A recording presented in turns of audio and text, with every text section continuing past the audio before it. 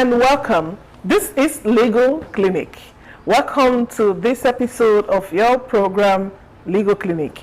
This program is where we enlighten you and educate you on your rights and the need to protect them. This program is made possible by the NTA Port Harcourt network station, FIDA and Thav TV. This program will run every Sunday from 12:30 p.m. to 1 p.m. on the NTA and Thav TV respectively. We are glad you found time to join us. My name is Sophia Afolayo and I'm the Publicity Secretary of FIDA Rivers State Branch. With me in the studio today as my guest to throw light on our topic for today is Mrs. Ruth Oduku. She is also a member of the Publicity Committee of FIDA Rivers State Branch. Mrs. Ruth Oduku, you're welcome. Thank you very much. All right, we will be discussing the topic, details of the forms of gender-based violence, with the laws that criminalizes gender-based violence, how to protect yourself, and how to prevent GBV. And also, we'll also throw light on what you should do if GBV occurs with you or around you. The African Charter on Human and People's Rights, which formed the bedrock of the African regional human rights system, is premised on the respect for African cultures. However, Western cultures form what Ali Mazuru describes as African triple heritage. Every cultural group has its value system and perspective on human rights. So this takes us to our discussion today. So Mrs. Ruth Oduku, what is gender-based violence, for short, GBV? Yeah, gender-based violence is a destructive act that occurs in family, occurs between a husband and a wife. And you know, when we talk about gender, we're talking about the male and we're talking about the female. We're not generally just saying, talking about a particular set of humans. We're cutting across board, everyone. So gender-based violence basically is violence meted out to another gender. From one gender to the other, where you see the husband dragging the wife's head or beating the wife, where you see children fighting themselves. You understand? So basically that's what gender-based violence is, the act, destructive act meted out to the other gender. Another gender. All right. So having seen that, this is what it is, and there are different forms. It takes various forms. Gender-based violence takes various forms, and some of these forms ranges from battery, spousal assault, rape, defilement, female genital mutilation, and all of that. Yeah. So I want you to throw more lights on the forms of gender-based violence, and I'm also aware that there's verbal violence, there's sexual violence. That's where you come into those forms like rape. So please, can you throw light on the forms of gender-based violence? Okay. First, we have the physical. The physical violence is the one you see. A woman comes out there, you see bruises all over her, black eyes, swollen lips. You know, you just see it all over the woman. That's physical, and this is the one we see a lot. Every day. Every day you see a woman wearing glasses, and you wonder why she's wearing glasses even in the dark room. Even in the dark room. Yes. So these are the physical aspect of gender-based violence, and we have the emotional. The emotional violence is the one you don't see. And that's where you classify, you bring in the verbal violence, where a man look at a woman and open his mouth after marrying a lady for say like 20 or 10 years. You look at this woman and you say you're fat. If you body shame a woman, you don't do that. After you know that this, you personally know that this is that woman wasn't fat. She wasn't fat, when you got married to her. But today she's fat because she had given birth to a lot of kids, and now you're calling her fat, good for nothing woman. Just sit here. Sit, just sit very well, yeah? Let me go and suffer. And I'll bring money, you go and eat, Sit. That when you do that on a woman, you throw such words to a woman every day, you kill her inside. And because we don't see those ones, you know, when a woman comes and says, I am verbally abused, people will say, what did he say? He just said you're stupid, and then you're getting angry. But that shouldn't, you don't see your wife, the woman you got married to, or woman from the one you saw her, you said, oh, I love you, I love everything about you, I want to keep you as the wife. And all of a sudden, you're seeing that woman as fat, stupid, useless, good for nothing, ugly. Even graduate even to the extent of calling the woman names like prostitutes, smelly bastard. You know? So we saw a video on, I think, one of these prominent ministers, an Igbo man that called the wife. He said, look at you, prostitute, go about sleeping with your boyfriends, don't worry, I know what you're doing. You know, how can you? Even the woman was videoing. Yes, she had a video of it, and she said she had to send it out, because if she comes out and say my husband is what it says, nobody will believe. Even if they believe, they say, but what does that? What would that do to you? You understand? So then we also have the social and cultural factor. This social and cultural factor has to do with where we're from. You know, men are always seen as they are supreme, they are the head, forgetting that if you say you're the head, know that leaving the neck. If the neck is stiff, the head cannot move. Turn. If the head is stiff, if you say you want to use force to turn, you will turn all the body. So our culture now has made men to believe that they are to be respected to the level where if a man is talking, they worship as God. They don't even want the woman. If a man is talking and the woman says, they say you're disrespecting me. At times I wonder when I hear men say, my wife disrespects me, I ask them, sorry sir, can you help me? Yes, can you help tell me how can you define that? What do you define as disrespect? And when I talk, she talks. So you don't want woman to talk. I listened to a conversation. A lady recorded a conversation with her spouse. Her spouse and the man, she was trying to explain something, and the man said, when I'm talking, you don't keep quiet. And she said, yes sir. Yes, and we just say, shut up. You don't need your voice here. Yeah. He talked and talked and talked, and I think he was talking for close to 10 minutes, and when she wanted to chip in a word, he said, remember, when I talk, you keep quiet. Well, because of our culture. Our culture. Yes, the man is seen. The male privilege on the meted out to the men. The men are being seen as they are up there. The woman is under. Below. Yes, and it's not supposed to be like that. Okay. If you follow to the social system, you find out the man will say, I don't want my wife to work. I don't know. We all know it happens. Actually, it still happens now. It does. Now, even with the economic. I met a lady today who just told me that the husband said she should not do anything. She had to wait on this man to buy chewing gum. She waits on this man to buy pads. It's as bad as that. As bad as that. That's the humanizing. Yes. Yes. Well, thank you. And I also understand the main form of violence that we see every day, everywhere. Children are being defied, minors, boys are being sodomized, which is the sexual violence. Yeah. Please, could you please throw a little light on sexual violence? Sexual violence is an abuse meted out to a gender that we use now. I don't want to place it on women alone too now. Reason being that even these days, men too are sexually abused. Yes. So I would say sexual violence is violence meted out to and the opposite sex. Without the person's consent, yes. If I say I don't want it, even sorry to say, but sorry to say, even while you're even having fun, yes, and she says I don't want it anymore, you have to just stop. You have to stop because she has the right to say, maybe go angry and say, I don't want it. She just stop. The right to stop at yes, and you find out that this even is seen even in our workplaces. Yes, where you see the ladies being victimized or being molested because their employers wants to sleep with them, and they say no.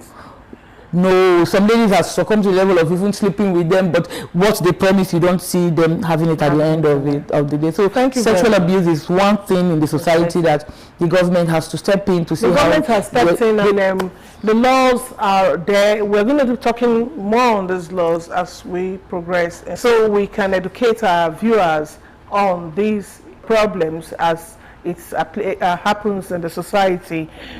Please We'll go for a short break and we'll be back shortly.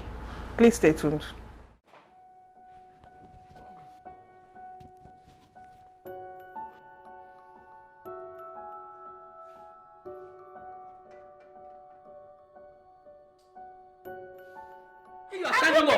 Will you sit down? Are you mad? Stop! Are you mad? Oh no! You don't have to suffer such indignation anymore. Don't give room for any form of violence or human rights violation. You deserve the right to protect your right, and you must know your right. So break the silence now. FIDA, NTA and Thav TV will make it resonate through the nooks and crannies of your community.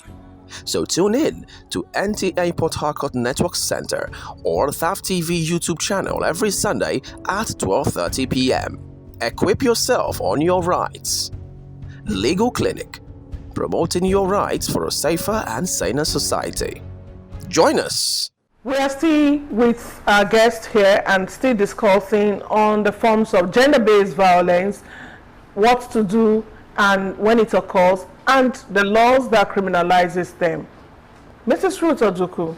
Yes, please. We also have one form of gender-based violence which we have to equally talk to our viewers about before we can go on to the laws that criminalizes them and what to do when they occur. Female genital mutilation. We have a law in Rivers State that has come to try to put a stop to this act, and I appreciate the government for that, and I know a lot of communities have abided by these laws and things have changed with modern day civilization. How does gender-based violence, FGM rather, form a part of gender-based violence on the woman, because it's actually meted on the woman, on the female gender. This is the female gender, the girl child who suffers this. So how is this a form of GBV? Every woman has the right to live in dignity as provided by the Constitution. By the Constitution of the Federation. You see, this FGM is one violence that's meted out on females because of traditional practices. Cultural belief. Yes, you know, people believe that when you allow the woman go on with that part of her, the clitoris, yes, of her private part is not removed, she goes around sleeping with different men. But that's not true. That's not true at all. Very, very. The notion is a very wrong one, because even those ones that you take off the clitoris from, they still sleep around. Yes, they still sleep around. It's not about It's not about it. So it's just it's a violent method on women, and you know there is something I have to throw here. It helps in sexual activity. That's one. It plays a place, yes, that is very sensitive, and it's what arouses the woman. So when you take that off, what's left? What's this? It's just an empty vessel.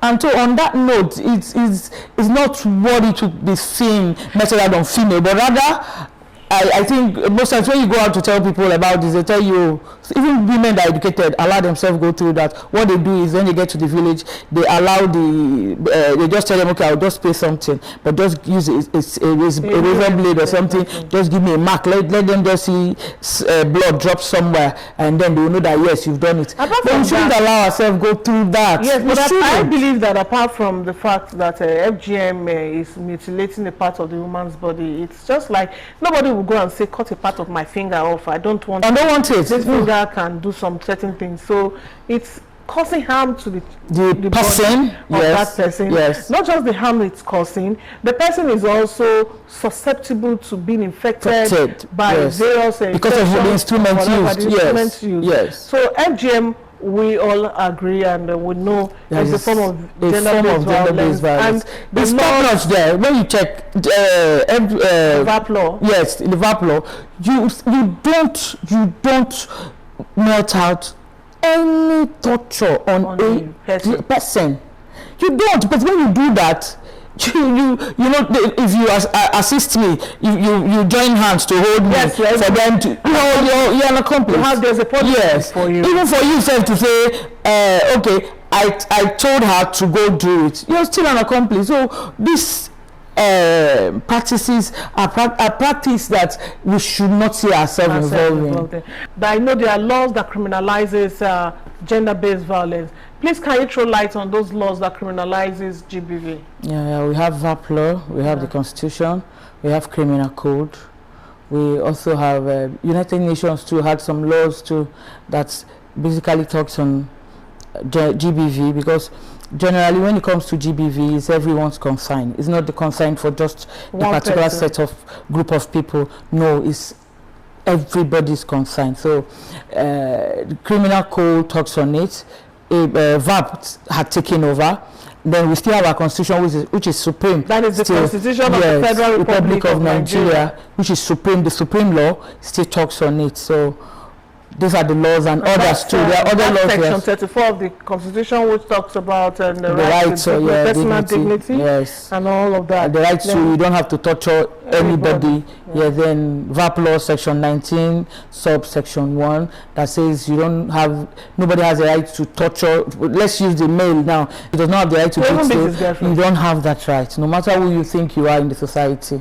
You don't have and it says that a person who batters his or her spouse commits an offense and is liable on conviction to a term of imprisonment for not exceeding 3 years or to a fine of 200,000. So the victims also enjoy some kind of compensation.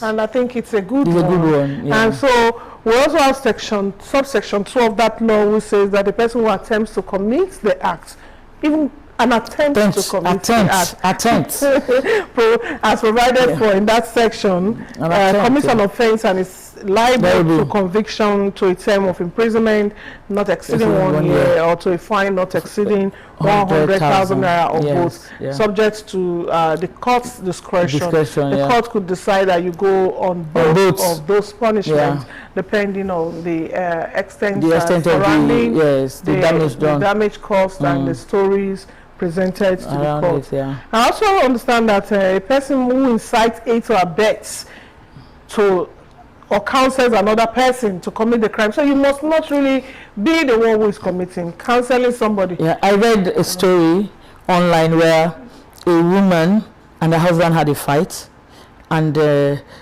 think the woman had she had to lose one of her eyes, but she said the reason why she always have a fight with her husband was because of the husband's friend.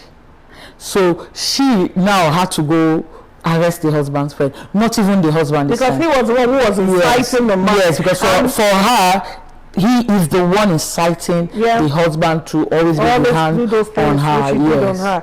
And you know, for the VAP law says that somebody who does that, who aids, abets or counsels another person to commit that crime, is subject, commit an offense, liable to conviction to a term of imprisonment not exceeding 1 year, or 200,000 naira or both. And the next law we have too that also criminalizes JBV is the Child Rights Law of 2009, and we have some legal frameworks in that law. Can you please throw a little light on the law, the Child Rights Law? Child Rights Law is a law that came into being in, like you said, it's 2009. You see, what happened is in Child Rights Law, it gives the child the right. Every child has the right to a name, a nation, and to belong to a family, because they didn't just appear. So when it comes to parents abandoning their children for them to go fend for themselves, sometimes I wonder, why did you now decide to bring those children? We see that irresponsibility has taken over most of our parents and most of the men in society. Now, knowing fully well that GBV is everywhere, what can we do to curb this menace of GBV? You know, anyone can be a victim. Nobody prays to be a victim of GBV, but you know, like they say, early intervention is the most effective form of prevention. So, what has FIDA been doing, and what are some of the things apart from FIDA? FIDA has been doing a lot, so we don't really need to say what FIDA has been doing. What are some of the things that we intend to make our viewers know they should be doing to bring an end to this menace in society? What are some of these duties the members of public owe everyone around them, churches and all other organizations? Okay, first I would say, children are victims of GBV. Yeah. If a child is in a house where the mother and father are always hitting themselves, that child grows up to believe that violence is just the key. Is the key, yes. So a situation whereby you have, like FIDA, what FIDA does, FIDA sensitize people even in the market, sensitize people in school, even prison yards, go to villages to sensitize people. Yes. So you see that what we're trying to do is to get to the root. We don't just want to start from the top, because when you go from the top, you end up still having it to still grow. To still sprout. Yeah, so what we do is to go to the root. We go to secondary schools, even within our community there, you see people who, let me just say a story here. There's a story that I got from a classmate of mine. She said a woman and the husband were fighting. The man dragged the woman outside. Children were holding the man. Please, daddy, don't beat mommy. Don't beat mommy. And he dragged her outside. She was naked. After beating her, he took her inside. He said the man said he doesn't want the woman to break his electronics. That's why he brought her out. Yes, brought her out to beat. The children were crying and begging. Then later, you know that the kids to those the couple that fought, they came outside and they were practicing what they saw their parents doing. The children are very innocent, and they tend to act what they see. Everything is just a drama or a movie. For them, most of the words we speak, they say it after us. Yes. So imagine where a child is using some vulgar words and you're wondering where that child picked it from. It most times from the actions of the parents. Yeah. So parents, I hope we are listening and we're understanding how to help us have a safer and better society with respect to our children and our own rights. So we also know that since GBV is not something that can be totally eradicated, we don't pray, nobody prays to be a victim. It happens, it can happen to anybody. What should be done? What is it to be done when it occurs? Yes, it occurs, so what do we do? Because we have the culture of silence which has eroded our society. Yes, so how do you encourage, what do we need to do to victims? Should speak out. Victims. Talk. Yeah, today too, like I said, someone just walked up to me to tell me that she has been in an abusive marriage for I don't know how long, because I just didn't want to ask. But now she's tired. For how long would we take all this? You keep quiet. I read a poem that's on gender-based violence. The author started with saying, today we had our first fight, and he came back, he bought me a flower. Now the author went again, the second stanza, to say, oh, we also had a fight today. It was terrible. It was really scary. But when he came back from work, he bought me a flower. Then the author now still went down again to still say, oh, today I had swollen eyes, swollen lips, and all of that. Broken necks, and all of that. And he came back again. And still bought me a flower. Continue with the flower. Yeah, and this flower we're talking about is coming to say, I am sorry, I am sorry, I am sorry. And then the last stanzas, the author said, today is a very memorable day for me, and today he bought me a flower because today is my funeral. So do you have to die there? This is what happens to people in gender-based violence. Yeah, do you have to die there? They keep pampering you, they keep pampering you. They keep coming to say sorry. I think even in the Bible, if we have to go spiritual, we find out that even in Genesis 6:13, God destroyed the world because of violence that men were melting out on themselves. That was why he destroyed the earth. And if you even go, I think in Solomon, Songs of Solomon or so, or Proverbs, he talked about the cobwebs.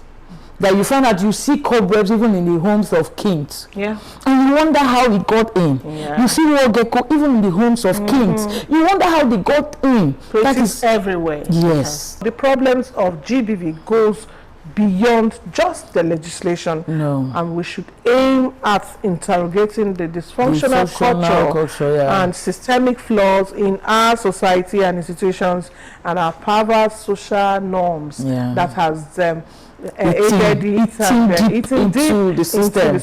And into the society. Yes. And so we should assure victims of confidentiality. Yes. Free Legal services. Yes. Tell them that you're with them. Yeah. All the way. You're with them, because you know that's the only thing you give to them.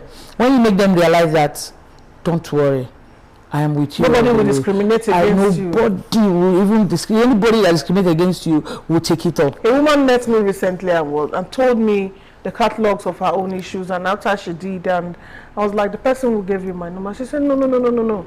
I didn't get your number from that person. That person gave somebody else who gave me your number. That person doesn't know anything I'm going through and all that. I don't want that person. I said, no, you should be rest assured. That person wouldn't know anything.